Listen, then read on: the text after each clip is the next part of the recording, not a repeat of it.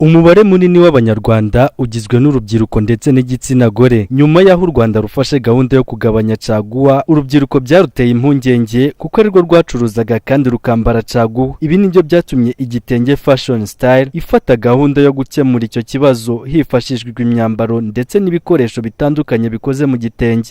Icyaduteye ni mu mpungenge, burya iyo turebye nakubwiye aho igitekerezo cyavuye, kandi iyo turebye ubundi mu Rwanda twebwe mu gihugu cyacu umubare w'urubyiruko n'uw'abadamu niwo munini ukurikije statistique. Ikintu rero cyari kije cyo kugabanya caguwa, nubwo babyise guca ariko ntabwo kwari guca no kugabanya, kuyica intege ngo uzagere hinarangire. Twarabonye tubona bizafekta cyane urubyiruko n'abamama abadamu.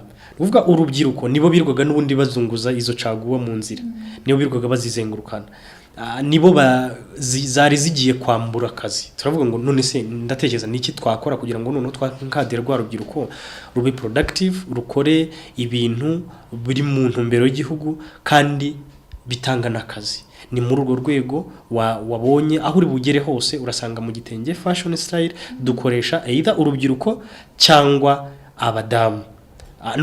N'abagabo ntitubaheza, ariko byibuze 98% n'urubyiruko rwiganjemo abakobwa n'abadamu.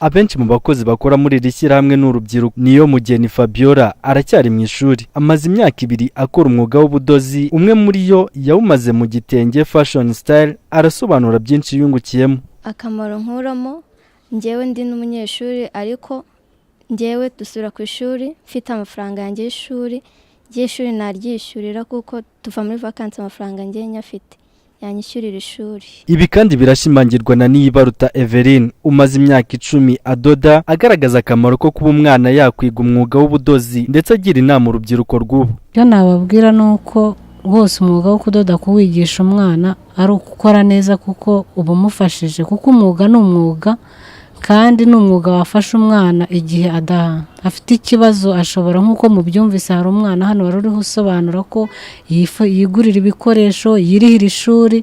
Urumva rero kwigisha umwana wa mwuga, niyo yaba ari kwiga amashuri, uwo mwuga uramufasha igihe udashoboye nawe kugera bimwe umukemurira nawe akabyikemurira. Urubyiruko icyo turukangurira ni ukugira ngo bige imyuga, kugira ngo imyuga ibafashe.